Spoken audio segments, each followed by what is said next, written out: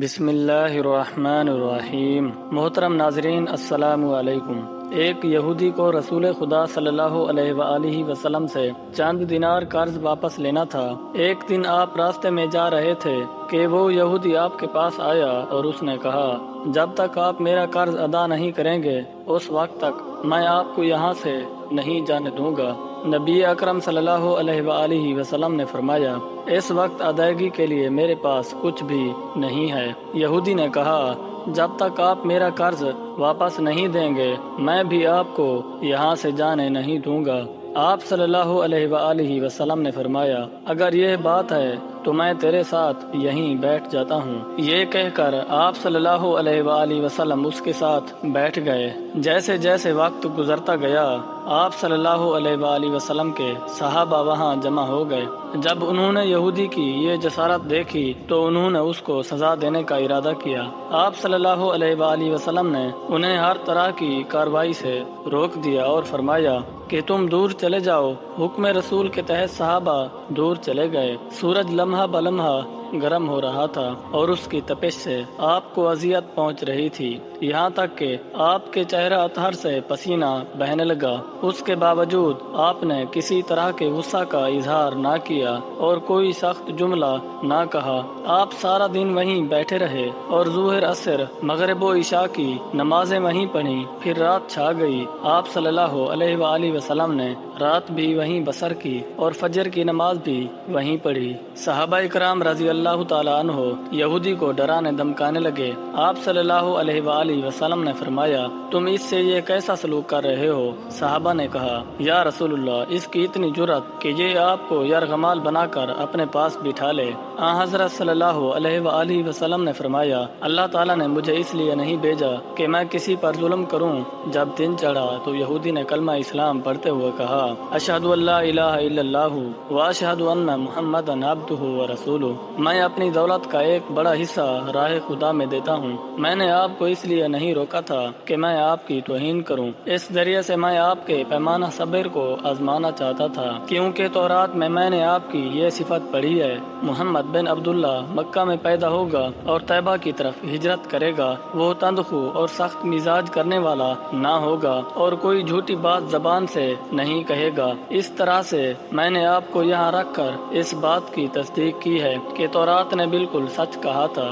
رسول اکرم صلی اللہ علیہ وآلہ وسلم رسالت مبعوث ہونے کے 3 سال بعد تک خفیہ طور پر دعوت اسلام دیتے رہے۔ اس کے بعد اللہ تعالیٰ نے آپ کو حکم دیا کہ آپ کھل کر اللہ تعالیٰ کا پیغام پہنچائیں اور لوگوں کو خدا کی طرف دعوت دیں۔ ایام حج شروع ہوئے تو پورے جزیرۃ العرب سے لوگ مکہ کی طرف آنا شروع ہوئے۔ نبی اکرم صلی اللہ علیہ وآلہ وسلم کوہ صفا پر چڑھے۔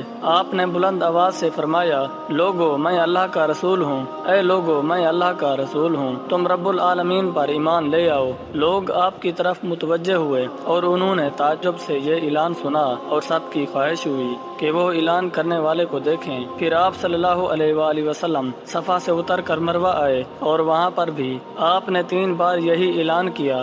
جب ابو جہل نے حضرت صلی اللہ علیہ وآلہ وسلم کا یہ اعلان سنا تو اسے سخت غصہ آیا۔ اس نے زمین سے ایک پتھر اٹھا کر آپ صلی اللہ علیہ وآلہ وسلم کی پیشانی پر مارا، جس سے آپ کی پیشانی زخمی ہو گئی اور خون بہنے لگا، اور آپ صلی اللہ علیہ وآلہ وسلم کا پورا چہرہ لہو لہان ہو گیا۔ اس کے بعد تمام مشرکین آپ صلی اللہ علیہ وآلہ وسلم کو پتھر مارنے لگے۔ نبی اکرم صلی اللہ علیہ وآلہ وسلم مجبور ہو کر کوہ ابو قمیص پر چڑھ گئے اور ایک چٹان کے پیچھے جا کر چھپ گئے۔ مشرکین نے بھی آپ کا تعاقب کیا لیکن آپ انہیں کہیں دکھائی نہ دیے۔ ناکام و نامراد ہو کر انہیں واپس آنا پڑا۔ اسی اثنا میں ایک شخص نے حضرت علی رضی اللہ تعالیٰ عنہ کو اس واقعہ کی اطلاع دی اور کہا، میرا خیال یہ ہے کہ محمد صلی اللہ علیہ وآلہ وسلم مارے جا چکے ہیں، نعوذ باللہ۔ یہ سن کر حضرت علی رضی اللہ تعالیٰ عنہ کو شدید دکھ ہوا اور آپ ام المومنین حضرت خدیجہ الکبریٰ کے پاس آئے اور ان سے کہا، میں نے سنا ہے کہ مشرکین نے رسول خدا صلی اللہ علیہ وآلہ وسلم پر سنگ باری کی ہے، اور بعض لوگوں کا یہ گمان ہے کہ نبی اکرم صلی اللہ علیہ وآلہ वसल्लम शहीद हो गए हैं। आप रोटी पानी उठाएं और मेरे साथ उन्हें तलाश करने के लिए चलें। मुमकिन है हमें उनका कहीं निशान मिल जाए। आप वादी पर नजर रखें और मैं पहाड़ के दामन में आप सल्लल्लाहु अलैहि वसल्लम को तलाश करता हूँ। आप रोते हुए आगे बढ़े और आप कह रहे थे, या रसूलुल्लाह, हमें जवाब दें, आप कहाँ हैं? मेरी रूह आप पर कुर्बान, आप किस वादी में भूखे प्यासे हैं? आपने मुझे अपने साथ क्यों न लिया? हजरत खतीजा रो रो कर फरियाद कर रही थी, कोई है जो नबी मुस्तफ़ा सल्लल्लाहु अलैहि वसल्लम की मुझे खबर दे। क्या किसी ने उन्हें देखा है जो मुझे उनके मुतल्लिक बतलाए? उसी वक्त जिब्रील अमीन अलैहिस्सलाम रसूल खुदा सल्लल्लाहु अलैहि वसल्लम पर नाजिल हुए। उनके पीछे मलाइका की बहुत सी सफ़ें थीं। उन्होंने हजरत सल्लल्लाहु अलैहि वसल्लम से कहा, अल्लाह ताला ने हमें आपके फरमान की तामील के लिए भेजा है। अगर आप चाहें तो हम इस कौम को तबाह कर दें और इनका दुनिया में कहीं नामो निशान तक दिखाई ना देगा।